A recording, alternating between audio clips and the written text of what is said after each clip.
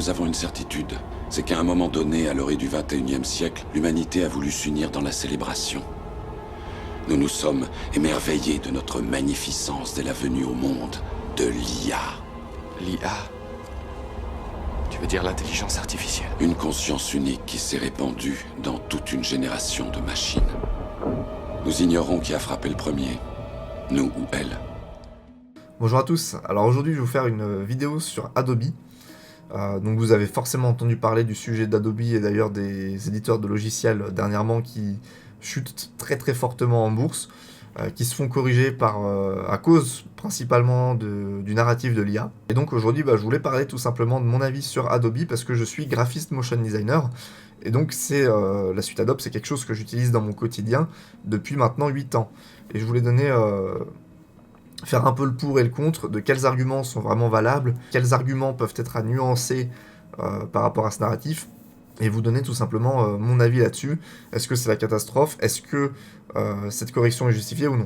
Alors en ce qui concerne Adobe, il faut savoir que depuis son ATH à 688$, l'action a perdu 60% de valeur en bourse, ce qui fait qu'elle est aujourd'hui maintenant aux alentours de 260$, ce qui est extrêmement bas. C'est des niveaux qui avaient été atteints en 2018, je crois, dernièrement. Donc vraiment on refait un retour en arrière de 8 ans, tout simplement.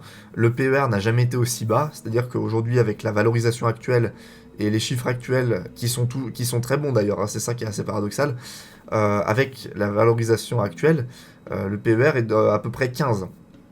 Donc c'est un PER qui est, pour le PER historique d'Adobe qui en général dépasse les 30, on est vraiment sur un niveau extrêmement faible. D'autant que l'entreprise prend vraiment une très méchante correction, alors qu'elle a des fondamentaux qui sont extrêmement solides, c'est-à-dire qu'elle a des marges opérationnelles de 30%. Là, le nombre d'utilisateurs sur la suite Adobe est passé, il me semble, de 37 à 41 millions en 2025. Enfin, j'avais vu quelque chose dans le genre, avec à peu près 15% d'augmentation. Les chiffres, pour le coup, sont dans le vert, mais l'action continue de dégringoler. La question, c'est est-ce que cette prédiction de marché est plutôt bonne ou mauvaise? Alors, pour vous donner quelques chiffres, donc l'IA en 2025, ça représente dans le secteur de la tech 25 à 30% des licenciements, ce qui commence à être déjà pas mal. C'est-à-dire qu'il y a 3 ans en arrière, on entendait à peine parler de l'IA, et aujourd'hui, elle est déjà la cause de 30% des licenciements dans ces secteurs, les fameux cols blancs, comme on dit.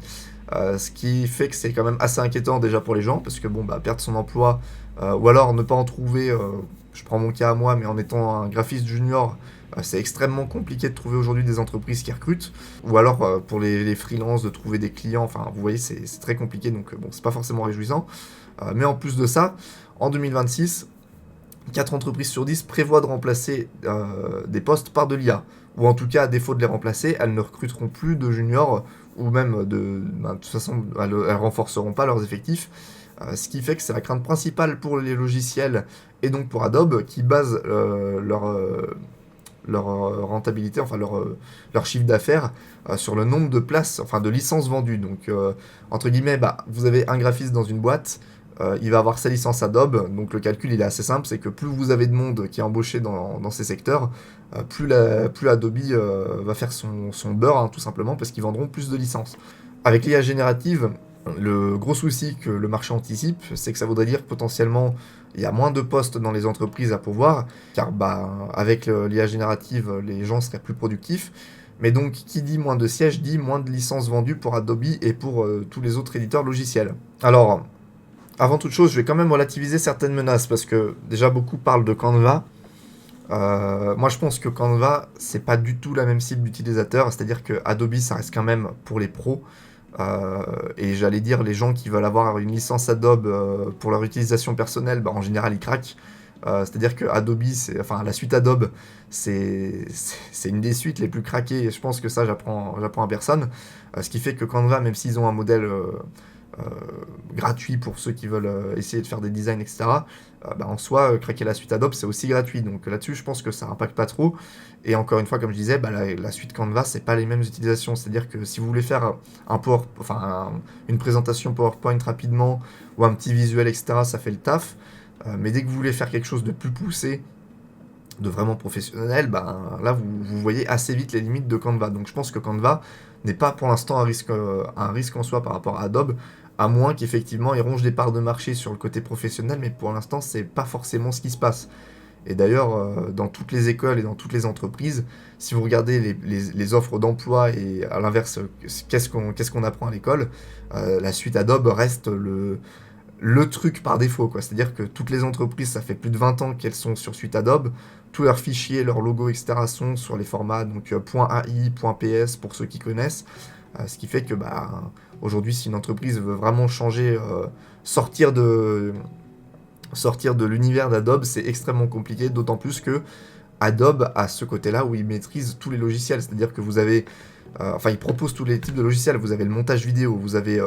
alors moi, en tant que motion designer, j'utilise beaucoup After Effects donc pour animer ce que je crée sur Illustrator, donc c'est-à-dire que je crée sur Illustrator, j'anime sur After Effects, enfin vous voyez, tout cet univers, il est très complémentaire, et ça, pour l'instant, il n'y a aucun concurrent qui permet de faire ça. Alors, pour le montage, on va me dire DaVinci Resolve, etc., et ce qui est vrai, c'est que c'est des bons logiciels, mais dès que vous voulez faire, on va dire, un panel plus complet, vous êtes forcément à un moment donné obligé de passer par la suite Adobe.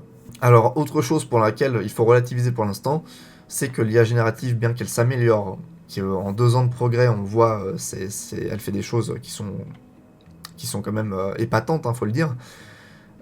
Pour l'instant, elle n'est pas non plus au niveau de faire un rendu ultra professionnel. C'est-à-dire que ça va bien pour ceux qui veulent faire leur communication d'entreprise, qui n'avaient pas forcément les moyens de se payer un graphiste, ou qui n'envisageaient pas en tout cas de faire appel à un pro de manière récurrente. Mais dès que vous voulez faire du rendu poussé, pour l'instant, ça ne fait pas le travail. Et quand vous voulez modifier, par exemple, vous générez une image, je pense que vous l'avez tous fait, on génère une image par exemple sur Banana Pro ou directement depuis ChatGPT. L'image qui va nous sortir au départ, elle nous plaît, mais par contre, si on veut peaufiner et essayer d'aller dans le détail, c'est extrêmement compliqué parce que le principe même de la suite Adobe, c'est de pouvoir éditer en temps réel avec sa souris. C'est-à-dire que vous pensez à faire un truc avec votre cerveau et vous l'éditez directement avec votre souris. C'est pas très compliqué. Alors que pour faire actuellement de l'IA générative, vous devez essayer de transmettre le prompt et l'IA va l'interpréter d'une façon. Et en général, c'est pas de la même façon que vous, dans la façon dans laquelle vous l'avez interprété. Ce qui fait qu'au final, vous perdez plus de temps qu'autre chose à devoir essayer de corriger le prompt de base. Alors que si des fois vous aviez juste fait directement sur les logiciels Adobe, etc., des fois vous auriez moins perdu de temps. En tout cas, pour tout ce qui est vectoriel, c'est moins le cas pour les images générées, on va dire réalistes, etc. Mais pour tout ce qui est vectoriel, si vous voulez en tirer quelque chose, vous êtes obligé de passer un moment ou l'autre sur la suite Adobe. Autre chose par rapport à l'IA, créer des images, c'est très rigolo et pour l'instant c'est relativement gratuit, c'est-à-dire qu'on peut le faire gratuitement sur certains outils, mais il y a fort à parier que dans le futur ça ne le sera plus parce que pour l'instant des sociétés type OpenAI, type du coup ChatGPT sont déficitaires, donc va bien falloir à un moment qu'elles puissent rentabiliser le business model, et je pense qu'actuellement la technologie est gratuite, mais il y a forcément un jour où ça va passer payant. Et là, les gens sont peut-être un peu moins intéressés de payer, à moins que effectivement ce soit très peu cher. Mais faut pas oublier que c'est un coût énorme de faire tourner tous ces serveurs pour l'intelligence artificielle, pour l'entraîner, etc. Ce qui fait que faut voir aussi quel prix ça pourrait coûter en finalité une fois qu'ils passeront ces fonctionnalités payantes. Autre menace que je voulais donc disrupter par rapport à Adobe, les gens pensent qu'en fait Adobe va mourir à cause de l'intelligence artificielle. Mais faut pas oublier quelque chose, c'est que Adobe investit massivement dans l'intelligence artificielle. Ils ont déjà leur intelligence Firefly, et en plus de ça, maintenant sur leur logiciel, donc par exemple, je parlais d'Illustrator, on peut générer des images via différents générateurs. Donc par exemple, ils proposent Banana Pro, ils proposent ChatGPT, celui de ChatGPT, ils proposent plusieurs modèles, ce qui fait que Adobe n'est pas en retard par rapport à l'IA. Ils l'implémentent dans leur suite. Et contrairement aux narratifs qui pensent que Adobe est en retard, c'est pas du tout le cas. Ils entraînent leurs IA, et il y a fort à parier qu'elles seront même assez protégées d'ailleurs par rapport à certaines choses, parce que, comme vous le savez, entraîner une IA, en général, elle va voler du contenu, des choses, etc. Alors qu'Adobe se base sur leur propre stock d'images, de contenu, etc. pour entraîner la leur. Ce qui fait que juridiquement parlant, ils sont moins en danger que par exemple... l'IA de ChatGPT qui va aller pomper sur tout ce qu'elle voit sur Internet. Et donc ça, c'est un point pas négligeable non plus à prendre en compte. Alors, maintenant que j'ai parlé un peu que j'ai défendu un peu Adobe, il y a quand même des points qui sont réels, et c'est aussi pour ça que l'action baisse. Tout d'abord, la grosse menace pour Adobe, et de manière générale, pour beaucoup de métiers qui feront appel à l'intelligence artificielle, c'est le nivellement par le bas. C'est-à-dire qu'aujourd'hui, et peut-être que dans le futur, enfin, même si les rendus sont très bien, la question c'est est-ce que les gens sauront se satisfaire de ces rendus-là, même s'ils sont précis, on va dire, à 80%, ou est-ce que justement ils veulent avoir ces 20 derniers pourcents pour avoir le rendu qu'ils avaient en tête dès le départ, et donc la perfection qu'ils imaginaient. Et le souci qui va en la défaveur d'Adobe par rapport à ça, c'est qu'il n'y a qu'à voir dans la société dans laquelle on vit, mais par exemple, les plats préparés, là je fais un parallèle, mais les plats préparés qui par définition, enfin les plats transformés sont pas bons pour la santé, sont bourrés de sel, de trucs et tout, enfin sont ultra transformés, bah ils cartonnent tout simplement parce que les gens veulent gagner du temps et mettre un truc au micro-ondes et que 2 minutes après ce soit prêt. Et des fois, malheureusement, certains passent outre leur santé pour s'acheter ces trucs-là. Donc, il y a fort à parier que pour la création de contenu, est-ce qu'en fait, tout simplement, ils vont se dire, bah, c'est moins cher, donc je passe par ça, et tant pis si c'est pas parfait. Et ça, c'est peut-être le gros souci et la menace principale pour Adobe, c'est combien d'entreprises pourraient se satisfaire en fait d'une image qui est pas parfaite, d'une vidéo, d'une colorimétrie qui est pas parfaite, mais qui fait le travail pour la majorité des usages. Ça, c'est peut-être la grande menace pour Adobe, en tout cas. Autre risque que j'évoquais en début de vidéo, qui est sûrement la plus grosse menace du coup pour Adobe, c'est effectivement le licenciement des créatifs, le licenciement des community managers, enfin tous ceux qui de près ou de loin utilisent la suite Adobe, parce que tous ces postes-là qui seront remplacés, ce sera du chiffre d'affaires en moins pour Adobe, parce que les licences sont résiliées. Et le gros souci, c'est qu'a priori, monétiser l'IA générative, quand vous savez que la suite Adobe coûte 60 € par mois, ça va être compliqué de rattraper tout ça, quoi. Donc je dirais que le principal risque, effectivement, pour Adobe, ce serait de ne pas réussir à compenser cette perte de chiffre d'affaires et de malheureusement se retrouver à faire moins bon qu'avant. Et la vraie question, en tout cas le point de bascule, c'est 2026-2027, quels seront les résultats d'Adobe? Est-ce que ce remplacement aura commencé et sera effectif déjà sur les chiffres? Ça, on verra, et malheureusement, pour l'instant, personne ne peut le prédire. Alors, pour avancer dans cette vidéo, j'ai fait 6 scénarios possibles, 3 positifs pour Adobe, 3 négatifs. Je parle d'Adobe, mais de manière générale, c'est un peu pareil pour tous les SaaS, tous ceux qui ont ce système économique-là, les scénarios seront à peu près les mêmes. Premier scénario positif pour Adobe. Donc finalement, les emplois sont moins menacés que prévu, et donc il n'y a pas une perte si importante que ça des licences, et au pire, l'IA qui mettrait en place arrive à monétiser et rattraper cette perte. Donc ça, il faudra voir, ça dépendra effectivement de l'efficacité de l'IA, de si les entreprises font machine arrière, parce que ça peut arriver. Des entreprises qui au début voulaient licencier, puis finalement elles se rendent compte que malgré avoir l'IA, etc., elles sont finalement pas si productives que ça par rapport à ce qu'elles espéraient. Donc ça peut être le premier scénario, on va dire, en faveur d'Adobe. L'autre scénario, c'est que effectivement les emplois disparaissent, mais Adobe arrive à vraiment bien monétiser, plus le gain de productivité est tellement bon que les entreprises au final peuvent se permettre de payer plus cher la licence, et donc Adobe augmente le prix, ou en tout cas Adobe arrive à faire levier pour augmenter leur prix, et malgré le nombre d'utilisateurs en moins, ils gagnent plus d'argent. Et autre point que pas beaucoup de monde aborde, je trouve, sur YouTube, de manière générale, mais il ne faut pas oublier qu'il peut y avoir une légifération possible, parce que les États, quand ils vont se retrouver à devoir payer le chômage de, imaginons, 20% de personnes en plus qui se sont fait licencier, faut pas oublier que c'est quand même un coût énorme pour l'État, et donc à un moment, ils peuvent siffler la fin de la récréation, parce que si les entreprises s'enrichissent pendant que l'État s'appauvrit, ça peut, malheureusement, l'équilibre sera pas là, donc il peut très bien avoir de la légifération qui soit bloque, on va dire, les licenciements, ou en tout cas diminue, quelque chose en tout cas qui inciterait les entreprises à utiliser plus l'humain que l'IA, soit du coup en taxant l'IA plus que l'humain, ce qui est possible. Il me semble que d'ailleurs c'est Crésus qui a fait une vidéo là-dessus et il en parlait. Donc potentiellement, effectivement, la légifération pourrait jouer en la faveur d'Adobe, puisque dans tous les cas, la suite Adobe restera telle qu'elle. C'est-à-dire que IA ou pas, la base de la suite Adobe est là, et donc s'il n'y a pas trop de changements, ou alors qu'il y a un retour en arrière, ce sera tant mieux pour Adobe. Ensuite, les 3 scénarios donc, que j'ai mis en avant qui seraient négatifs pour le coup pour Adobe, alors j'en ai déjà parlé tout au long de cette vidéo, je me répète un peu, mais on se contente d'un résultat d'approximation de l'IA, et donc par exemple Canva ou Nano Banana ou des choses comme ça suffisent, ce qui fait que les gens se délaissent d'Adobe et utilisent ces solutions qui sont moins chères et potentiellement plus efficaces en termes de production. Ensuite, lié au premier cas, mais du coup, il y a un licenciement massif des gens dans les entreprises et Adobe n'arrive pas à monétiser son IA suffisamment pour compenser cette perte, ce qui fait qu'il se retrouve à perdre du chiffre d'affaires. Donc ça, c'est le deuxième cas. Et pour finir, ça, j'y crois pas, mais on sait jamais, Adobe fait les mauvais choix et perd ses mots. Voilà, parce que c'est pas impossible. Hein. On a déjà vu des entreprises par le passé qui se reposent trop sur leurs acquis ou alors qui font pas les bons choix, etc. Et qui se retrouvent malheureusement à perdre leurs avantages compétitifs. Pour Adobe, je pense pas que ça arrivera parce que, comme je l'ai dit avant, ils sont déjà quand même en marge de l'IA et ils ont bien compris en tout cas que c'était une menace pour eux.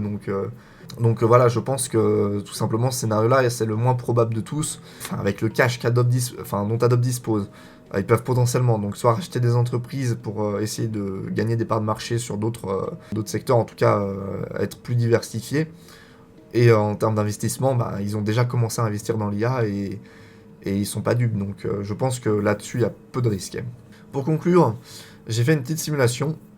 Dans le cas où Adobe perdrait 30% de son chiffre d'affaires, quel serait le PER, on va dire juste, alors je dis juste, mais c'est très compliqué d'évaluer ça, mais si, imaginons, ils avaient toujours des bonnes marges, enfin, entre guillemets, que les fondamentaux restent stables, mais juste, on diminue le chiffre d'affaires de 30%, ce qui est déjà énorme, pour un PER de 30, l'action vaudrait à peu près 388 $. Donc là, sachant qu'aujourd'hui, vous la payez à un prix qui est à 260, je donne pas de conseils, etc. parce que selon moi, ça peut encore baisser et potentiellement baisser encore beaucoup. Mais a priori, même avec une perte de 30% de chiffre d'affaires, si l'action remonte à un PER un peu plus élevé comme elle a eu historiquement, normalement vous êtes quand même assez large pour éviter de payer les pots cassés, comme on peut dire. Et donc, oui, pour finir cette vidéo, la vraie question qui est un peu... Enfin là, c'est plus une ouverture que je vais faire.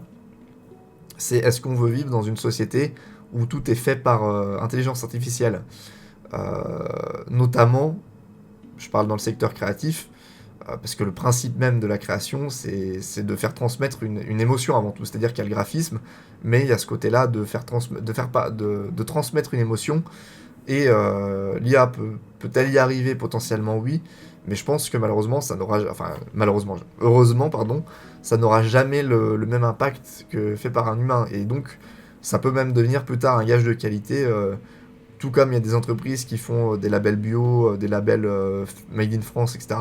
Potentiellement qu'il peut y avoir des choses comme ça avec un label comme quoi l'artiste a travaillé, on va dire, je vais pas dire de manière artisanale, mais en tout cas n'a pas forcément eu recours à l'IA par rapport à tout ça. Voilà, je recommande pas forcément d'acheter cette action. Ça, c'est chacun prend son risque.